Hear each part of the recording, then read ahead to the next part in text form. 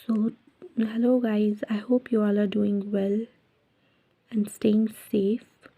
And आज जैसे कि आप देख रहे हैं, आज मैं जिस टॉपिक के बारे में डिस्कस करने जा रही हूँ वो ओबीजी का एक टॉपिक है जिसका नाम है एपिसियोटमी। सो गाइस, स्टार्ट करने से पहले मैं ये बोलना चाहूँगी that I am not copy writing any videos from anyone. ये मेरे नोट्स हैं, मेरे सब्जेक्ट्स हैं from which I share the notes. I don't like to do the copyright thing and all. मुझे पसंद है मैं जो खुद पढ़ती हूँ वही आप लोगों के साथ भी शेयर करूँ। So I hope you all like these videos. Please like, share and subscribe to my YouTube channel for more videos. So let's begin with episiotomy. पहले हम इसकी डेफिनेशन पढ़ते हैं। What is episiotomy? Episiotomy होता क्या है? Episiotomy is nothing but a surgically planned incision on the perineum and the posterior vaginal wall during the second stage of labor is called episiotomy or perineotomy. It is in fact an inflicted second degree perineal injury. It is the most common obstetric operation performed.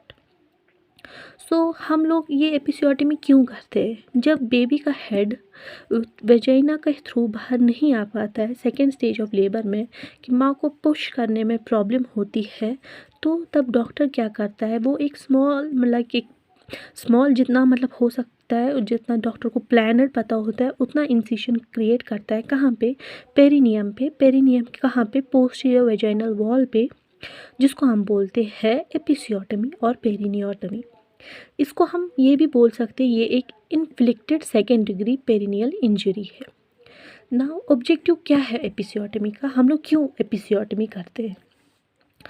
Episiotomy का मकसद ये होता है कि to enlarge the vaginal introitus so as to facilitate easy and safe delivery of the foetus, spontaneous और manipulative, to minimize overstretching and rupture of the perineal muscles and fascia, to reduce the stress and strain on the fetal head.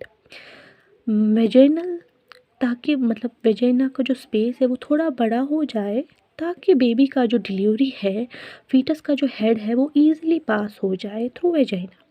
To minimize over stretching and rupture of the perineal, जो due to the baby का head बाहर निकलने के time क्या होता है, ज़्यादा over stretching और रप्चर की वजह से क्या हो सकता है, पेरिनियल मसल फेशिया जो है वो रप्चर हो सकते हैं। उस चीज़ को रिड्यूस करने के लिए हम लोग एपिसियोटमी करते हैं।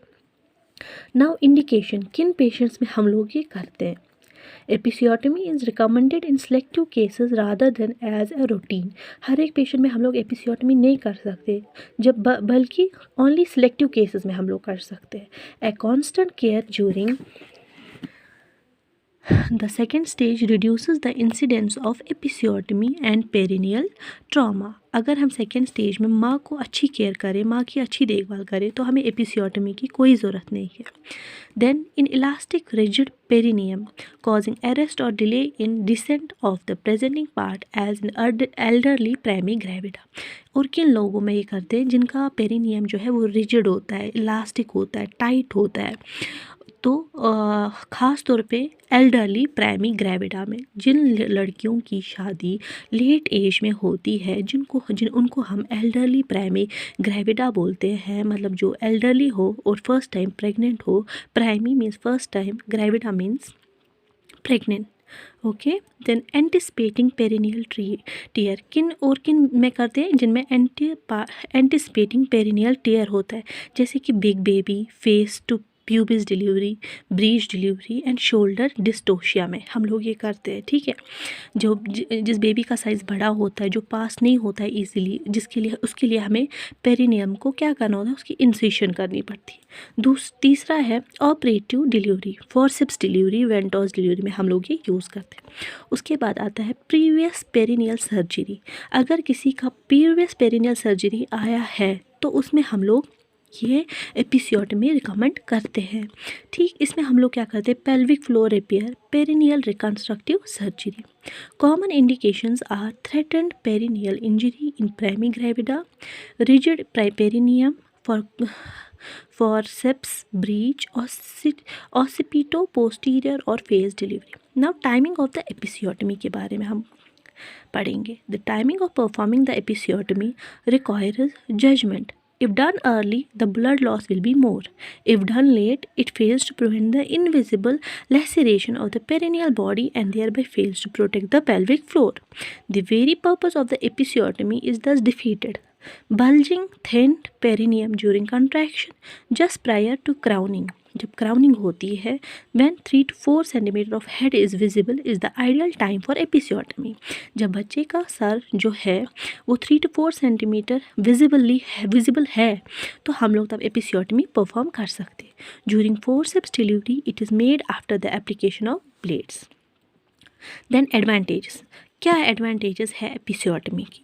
इसकी एडवांटेजेस दो कैटेगरीज में डिवाइड की गई है. एक तो मैटरनल, माँ को क्या फ़ायदा हो सकता है, और फीटल मीन्स फीटस, बेबी को क्या फ़ायदा हो सकता है. In maternal it is controversial whether routine episiotomy has got any major benefits. The suggested benefits are a clear and controlled incision is easy to repair and heals better than a lacerated wound that might occur otherwise. Shortening in the duration of second stage. ये हमें मदद करता है second stage of labour को कम करने में. And reducing trauma to the pelvic floor muscles. That reduces the incidence of prolapse and perhaps urinary incontinence. Now fetus में क्या होता है? It minimizes intracranial injuries especially in premature babies or after coming head of the breech. Baby जो pre mature होते हैं उनमें ख़ास तौर पे एपिसियोटमी ज़्यादा फ़ायदेमंद होती है क्योंकि ये उनको प्रिवेंट करती है इंट्राक्रेनियल इंजरीज से, बर्थ इंजरीज से. Then coming to the types of the episiotomy. Types क्या है एपिसियोटमी की? एपिसियोटमी के यहाँ पे 4 टाइप्स दिए गए हैं: mediolateral, median, lateral and J-shaped. Coming to the mediolateral, the incision is made downwards and outwards from the midpoint to the foregut either on the right or to the left. It is directed diagonally in a straight line which runs about 2.5 centimeter away from the anus, that is the midpoint between the anus and the ischial tuberosity. I hope आप लोगों ने female pelvis पढ़ा होगा, देखा होगा, आप लोगों को पता होगी मिड ischial tuberosity कहाँ पे है.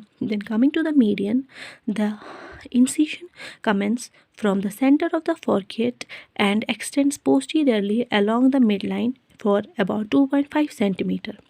Coming to the lateral, the incision starts from about 1 centimeter away from the center of the foregut and extends laterally. It has got many drawbacks including chance of injury to the Bartholian duct. It is totally condemned. Then coming to the J-shaped, the incision begins in the center of the foregut and is directed posteriorly along the midline